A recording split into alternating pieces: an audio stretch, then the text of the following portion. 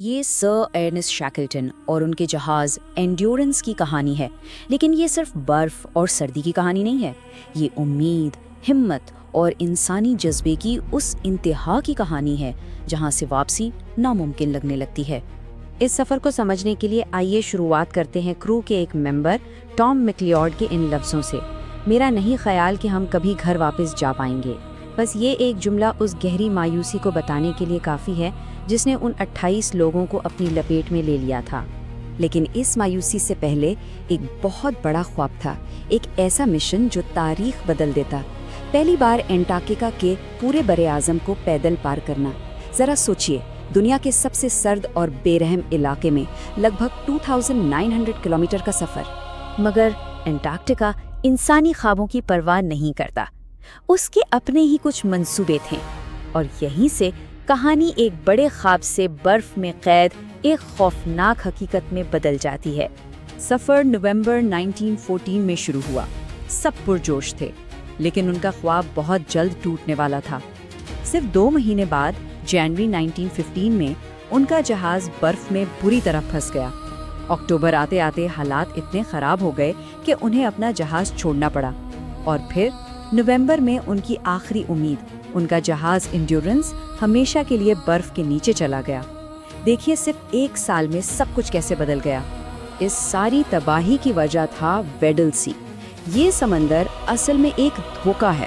یہاں گھنی برف جہازوں کو ایسے جکڑ لیتی ہے کہ پھر چھوڑتی ہی نہیں۔ تجربہ کار لوگوں نے منع بھی کیا، انہیں وارن بھی کیا، لیکن شیکلٹن نے خطرہ مول لینے کا فیصلہ کیا، اور یہ وہ فیصلہ تھا جس نے ان کے مشن کا رخ ہمیشہ کے لیے بدل دیا۔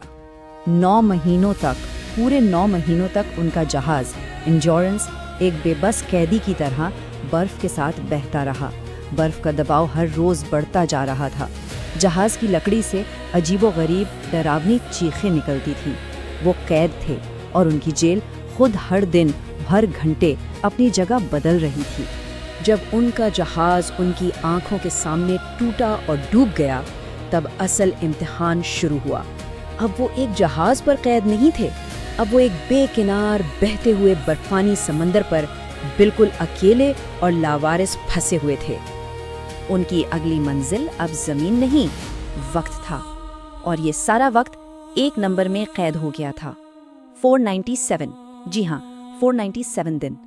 یہ وہ دن تھے جو اس کرو نے صرف برف پر گزارے، اس سے پہلے کہ ان کے پیر دوبارہ کسی زمین کو چھو پاتے۔ ذرا تصور کیجئے، 1 سال سے بھی زیادہ ایک پگھلتی ہوئی بے رحم برف کی چادر پر۔ اس سفید جہنم میں اصل میں 2 جنگیں لڑی جا رہی تھیں۔ ایک طرف کرو تھا جو سردی، بھوک اور قدرت کے قہر سے لڑ رہا تھا، لیکن شیکلٹن کی اصل جنگ وہ دلوں اور دماغوں میں تھی، مایوسی کے خلاف جنگ۔ انہیں ہر حال میں حوصلہ بلند رکھنا تھا، جبکہ امید کا دور دور تک کوئی نشان نہیں تھا۔ شیکلٹن جانتے تھے کہ ان کا سب سے بڑا دشمن سردی نہیں بلکہ مایوسی ہے، وہم ہے۔ اس لیے انہوں نے ہر آدمی کو کوئی نہ کوئی کام دیا تاکہ دماغ مصروف رہے۔ کھانے پر سخت ریشننگ کی گئی، یہاں تک کہ انہوں نے کرو کا حوصلہ بڑھانے کے لیے کھانے کے ذخیرے کے بارے میں جھوٹ بھی بولا۔ ذاتی چیزیں، شیکلٹن کی اپنی بائبل، سونے کے سکے، سب کچھ قربان کر دیا گیا، اور جب کچھ بھی نہیں بچا تو انہیں وہ فیصلہ کرنا پڑا جس نے انہیں توڑ کر رکھ دیا۔ زندہ رہنے کے لیے اپنے وفادار کتوں کو کھانا پڑا۔ انڈیورنس کو ڈوبتے دیکھنا صرف ایک جہاز کا نقصان نہیں تھا، نہیں، یہ ان کا آخری رشتہ تھا جو باقی دنیا سے ٹوٹ گیا۔ وہ اپنی آنکھوں سے دیکھ رہے تھے کہ ان کا گھر، ان کی آخری امید برف کے نیچے ہمیشہ کے لیے دفن ہو رہی ہے۔ اب وہ واقعی میں بالکل اکیلے تھے۔ لیکن جب لگتا ہے کہ سب کچھ ختم ہو گیا ہے، جب امید کی آخری کرن بھی بجھ چکی ہوتی ہے، تبھی انسانی جذبے کی سب سے بڑی داستان شروع ہوتی ہے، مدد کے لیے ایک ناممکن سمندری سفر۔ برف پر 497 دنوں کے بعد ان کے پیروں نے آخرکار زمین کو چھوا، لیکن یہ ویران ایلیفنٹ آئیلینڈ تھا۔ یہ آزادی نہیں تھی، یہ تو ایک نئی قید تھی، پتھروں اور چیختے پرندوں کی قید جو کسی بھی شپنگ روٹ سے میلوں دور تھی۔ اب ان کے سامنے 3 راستے تھے، اور تینوں موت کی طرف جاتے تھے۔ केप हॉर्न और फॉकलैंड आइलैंड्स करीब जरूर थे, लेकिन वहां तक पहुंचने के लिए उन्हें ड्रेक पैसेज से गुजरना पड़ता, दुनिया का सबसे तूफानी समंदर जहां 50 फुट ऊंची लहरें आम सी बात थी। इसलिए शैकल्टन ने एक जुआ खेला।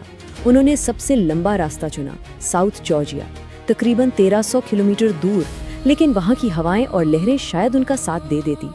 ये एक ऐसा जुआ था जिस पर सबकी जिंदगी दांव पर लगी थी। उनका प्लान सुनने में बिल्कुल पागलपन लगता था।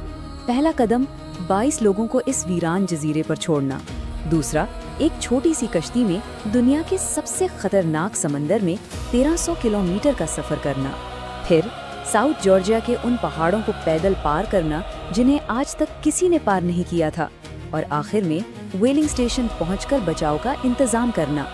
इस प्लान का हर हिस्सा, हर एक कदम मौत को दावत देने के बराबर था। इस नामुमकिन सफर के दूसरी तरफ ही वो चीज थी जिससे हम इंसानी जज्बे की जीत कहते हैं। पीछे एलिफेंट आइलैंड पर शैकल्टन के डेप्यूटी फ्रैंक वाइल्ड हर सुबह एक ही जुमला कहते थे, सामान बांध लो लड़कों, बॉस आ जा सकते हैं। ये सिर्फ लफ्ज नहीं थे, ये मायूसी के खिलाफ एक रोजाना की जंग थी। ये उस यकीन की निशानी थी जो उन्हें उस बचाव के लिए तैयार रखता था जिसका आना शायद नामुमकिन था। मगर साउथ जॉर्जिया पहुंचना जीत नहीं थी, ये तो अगले इम्तिहान की शुरुआत थी। महीनों तक शैकल्टन ने अपने लोगों तक पहुंचने की कोशिश की। एक बार, 2 बार, 3 बार, हर बार मोटी बर्फ ने उनका रास्ता रोक लिया। मायूसी बढ़ती जा रही थी, लेकिन उन्होंने हार नहीं मानी और आखिरकार अपनी चौथी कोशिश में वो बर्फ को चीरकर उस जजीरे तक पहुंच गए जहां उनके साथी इंतजार कर रहे थे। और जब फ्रैंक वाइल्ड ने दूर से वो जहाज देखा तो वो लोग जिन्होंने हर सुबह अपना सामान बांधा था बिल्कुल तैयार थे। हर एक शख्स को बचा लिया गया। और इस पूरी दास्तान का सबसे हैरान करने वाला अदद ये है 0, 0।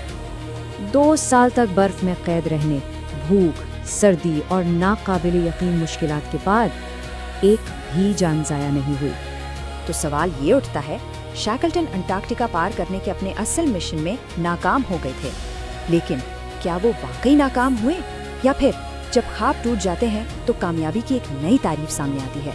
एक ऐसी कामयाबी जहां सबसे बड़ी जीत जमीन का कोई टुकड़ा फतेह करना नहीं, बल्कि हर एक इंसानी जान को सही सलामत घर वापस लाना है।